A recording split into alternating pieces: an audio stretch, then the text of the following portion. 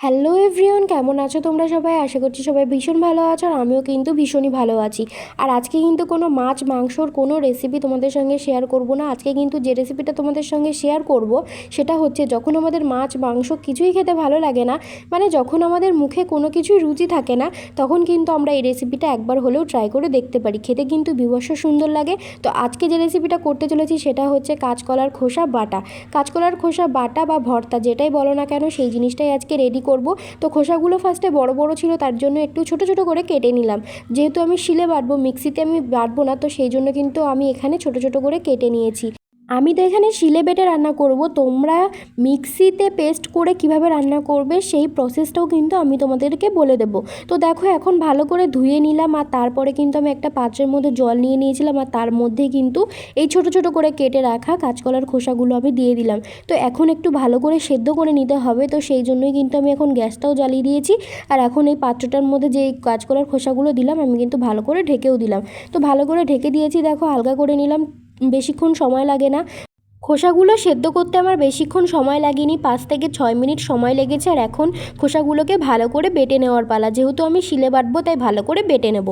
তোমাদেরকে বলে দিই যে মিক্সিতে যখন তোমরা এটাকে করবে তখন কিভাবে করবে। তো তোমরা প্রথমেই যেরকমভাবে আমি কাঁচকলাটাকে সেদ্ধ করে নিয়েছি সেরকম সেদ্ধ করে নেবে। তারপরে কিন্তু মিক্সির মধ্যে তোমরা একটু সামান্য পরিমাণ কালো জিরে, তারপরে দেবে রসুনের কোয়া, তারপরে কিন্তু দেবে কাঁচা লঙ্কা, আর সামান্য একটু সর্ষের তেল দেবে, আর কাঁচকলার খোসাগুলোও দিয়ে দেবে। দিয়ে তোমরা ভালো করে পেস্ট করে নেবে। তো তারপরে কি করবে সেটা নয় আমি পরে বলছি।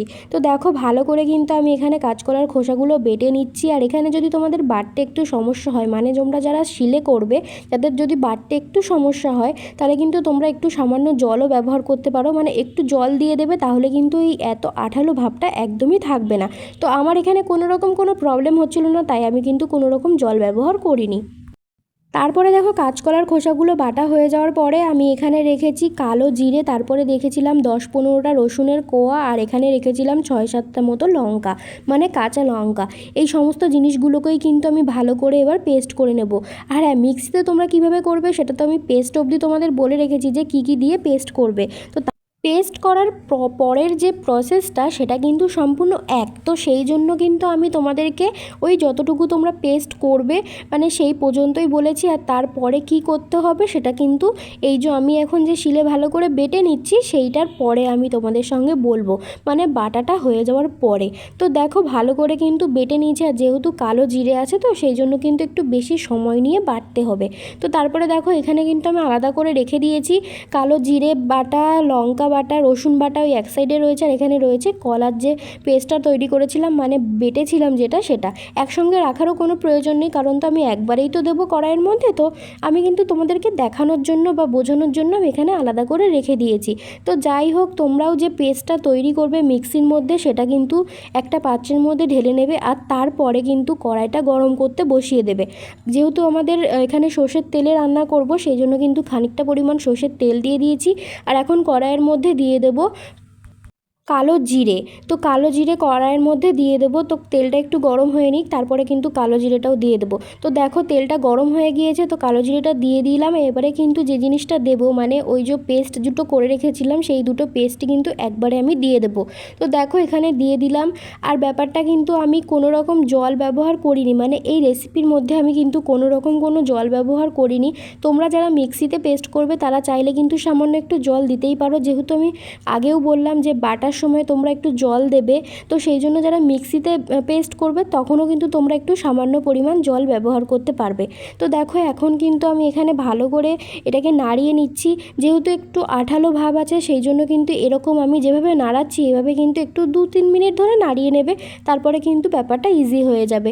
তো দেখতেই পাচ্ছ, ভালো করে নাড়িয়ে নিলাম। আর এখন কিন্তু দেখো, অনেকটাই সাইড থেকে তেল ছেড়ে দিয়েছে। আর আমি যে জিনিসটা করিনি এখনও, সেটা হচ্ছে আমি কোনো রকম লবণ বা কোনো রকম হলুদ আমি কিন্তু এখানে এখনও ব্যবহার করিনি। তো সেই কারণে একটু এখানে হলুদ দিয়ে দিলাম, আর তারপরে কিন্তু দিয়ে দেবো লবণ। লবণ হলুদ তোমাদের কিন্তু স্বাদ অনুযায়ী তোমরা ব্যবহার করবে। তো সেই জন্য কিন্তু আমি পরিমাণ মতো এখানে লবণ হলুদ দুটোই দিয়ে দিলাম। আর এখন কিন্তু ভালো করে কিন্তু লবণ হলুদটা মিশিয়ে নিচ্ছি। তো যতক্ষণ না মেশে একটু ভালো করে সময় নিয়ে মিশিয়ে নিতে হবে। খুব বেশি সময় লাগবে না, 1 মিনিট ধরে এরকম একটু নাড়াবে, তাহলেই কিন্তু সম্পূর্ণটা মিশে যাবে। আর রান্না কিন্তু রান্নার একদম শেষ পর্যায়ে চলে এসেছি, সম্পূর্ণ জিনিসগুলোই হয়ে গিয়েছে কমপ্লিট। এখন আমি যে জিনিসটা দিলাম সেটা হচ্ছে চিনি। চিনিটা দেওয়ার জন্য টেস্টটা কিন্তু দ্বিগুণ বেড়ে যাবে। তো লাস্টে কিন্তু চিনি দিতে একদমই ভুলবে না, নিজেদের স্বাদ অনুযায়ী চিনিটা ব্যবহার করবে। আর তারপরে কিন্তু একটু ভালো করে নাড়িয়ে চাড়িয়ে নেবে যতক্ষণ না চিনিটা গলে যায়। তো দেখো ভালো করে নাড়িয়ে নিয়েছি, আর এখন কিন্তু এটা সম্পূর্ণভাবে রেডি হয়ে গিয়েছে। এটা কি কোনোভাবে মনে হচ্ছে যে এটা কাঁচকলার খোসা বাটা বা ভর্তা? তো যারা এখনও পর্যন্ত ট্রাই করোনি বা খেতে একটু দ্বিধাবোধ করছো, অবশ্যই একবার রান্না করো, করে একবার ট্রাই করে দেখো, খেয়ে দেখো। তো তোমাদের আশা করছি বিভৎস ভালো লাগবে। তো সেই জন্যই এই রেসিপিটা তোমাদের সঙ্গে শেয়ার করলাম। খুব বেশি টাইম লাগে না, খুব বেশি জিনিসও ব্যবহার করতে হয় না। তো দেখো তারপরেই কিন্তু আমি এখানে অন্য একটা পাত্রে এটাকে নামিয়ে নিলাম, কারণ এটা কিন্তু সম্পূর্ণ রেডি হয়ে গিয়েছে। মানে কাঁচকলার খোসা বাটা আমাদের কিন্তু সম্পূর্ণ রেডি হয়ে গিয়েছে। তারপরে দেখো এখানে একটু সুন্দর লাগার জন্য আমি এখানে একটু দিয়ে দিলাম কাঁচা লঙ্কা। আর লাস্টে যে জিনিসটা আমি ব্যবহার করব, যেটা ব্যবহার না করলেই নয়, সেটা হচ্ছে কাঁচা সর্ষের তেল। তো দেখো আমি এখানে কিন্তু কাঁচা সর্ষের তেল দিয়ে দিলাম।